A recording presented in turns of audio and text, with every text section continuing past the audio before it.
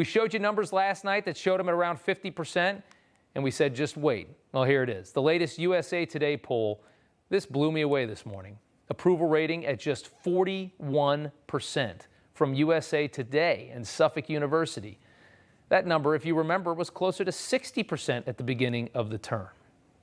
All right, here to weigh in on all of this is South Carolina Senator Lindsey Graham. And, sir, thank you so much for taking the time. Thank you. Of course, yeah. So first off, I want to talk about this job approval number from USA Today, which was just shockingly low at 41%. What do you make of that? Who the hell are the 41% and what do they like?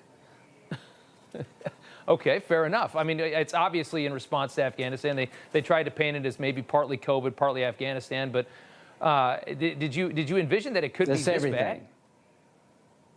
No, not really. I didn't think anybody could screw up the world in 7 months like this. You've got a broken border that was secured until Biden came along. You've got inflation going through the roof because they're spending money like drunken sailors. Now you've got the rise of al-Qaeda in Afghanistan. We pulled all of our troops out against sound military advice. He announced today, President Biden, that August 31 is the deadline. He capitulated the Taliban demands. Now, what does that mean? Thousands of people who helped us fight this war for 20 years are going to be slaughtered when we leave, and we're going to leave some American citizens behind because we can't get everybody out by 31 August. So there's a perfect storm for a lot of people being killed who helped us and for another 9/11. And the number of ISIS fighters have doubled because of the jailbreak. Other than that, things are great. Other than that, things are great. That's very well put. I want to talk about the way we've handled this and essentially the decision to leave or stay in general. While Biden has handled this withdrawal terribly, I think we all agree with that, most Americans do support the United States getting out of Afghanistan. There's 63% there on the screen approve. Earlier this year, you said a full withdrawal from Afghanistan is dumber than dirt and devilishly dangerous.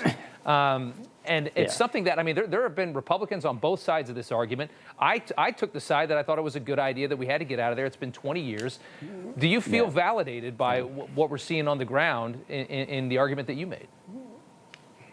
I feel like that we're going to get hit again for no good reason.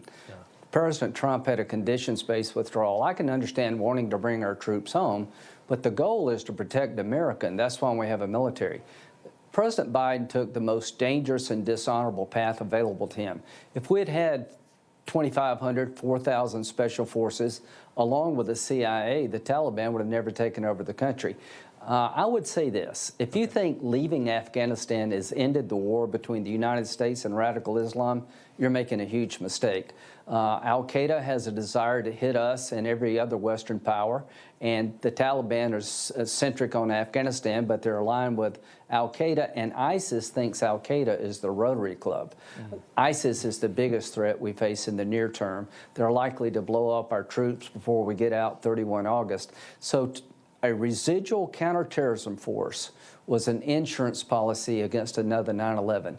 We're now naked and blind in Afghanistan, and there's no way in hell you can defend this nation from a radical Islamic threat in Afghanistan over the horizon. Understood. That just won't work. I've been there 30 times. I've done my reserve duty in Afghanistan and Iraq. Joe Biden has screwed up everything he touched. But here's the good news, was the good news. A few thousand Americans would keep us safe. Now we have nobody. And you think we should have left a few thousand American troops in perpetuity forever? That's the plan? Because I think there's a lot of people. I mean, you saw the numbers. Most Americans didn't want that. Well, I don't poll when I make these decisions. I talk to the military. I use my own judgment and experience. How free do you want to be and how safe do you want to be? If you want to take the high-risk strategy of leaving Afghanistan, then here's what you're doing. You're allowing al-Qaeda to come back. They're there, unlike what Joe Biden tells you. What stops them from hitting America? How do you protect the American homeland with no forward deployed forces over there? What about the idea that if they hit us again, we come back in? You're going to fight? No, that won't work, my friend. That is foolhardy. You cannot defend America with all of our forces here at home. If you want to stop the radical Islamic terrorists, hit them before they hit you. If you want to fight it with partners or by yourself, I choose partners. How do you get a partner? You be loyal to the people who help you. We've abandoned our partners. We have no eyes and ears now inside of Afghanistan. It's just a matter of time, and I hope I'm wrong, that we're going to get hit again. ISIS came about because we left Iraq. I said the same thing then, I'm saying now.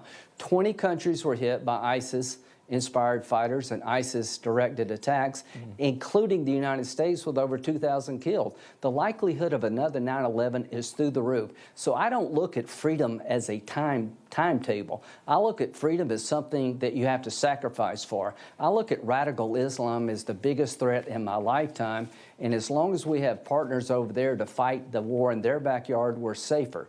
Now the likelihood of it coming to our backyard without a partner is great. So I think Biden screwed this up, and Trump's plan was different. But Trump's plan would have kept everybody out as well, right? Trump's plan was to take everybody out. No, he told me he was going to leave a residual force. Okay. Here's the point.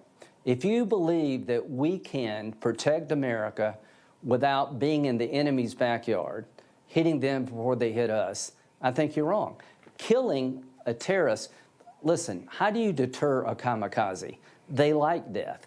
ISIS embraces death. Right. The Taliban, you can deter them because they actually want to construct an Islamic State. Yeah. Al-Qaeda and ISIS are willing to die for their cause, and they're willing to take you down with them. If we've learned nothing since 9/11, here's what I've learned. Radical Islam is not going to be defeated without somebody fighting over there. Because if we don't fight them over there, they're coming here. It's a scary thought. Real quick, before we go, a lot of people throwing around the impeachment word with the president right now. What do you make of that? Me too. I think he should be impeached.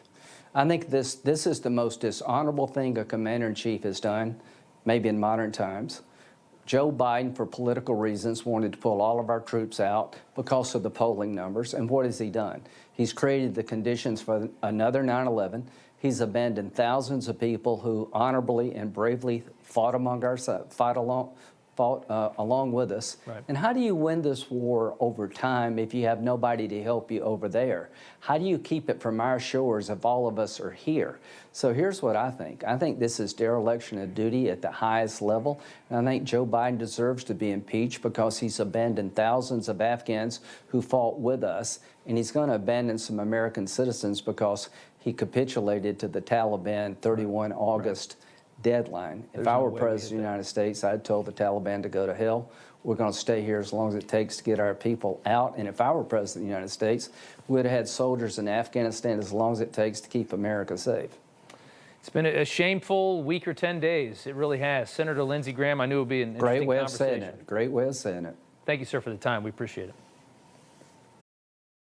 Hey, I'm Rob Finnerty. Thanks for watching. If you enjoyed this video, please join the conversation in the comments below. Don't forget to subscribe, too. Hit the bell icon to be alerted to breaking news. And remember, there's a whole lot more on Newsmax TV, America's fastest growing cable news network. Newsmax TV, we're real news for real people.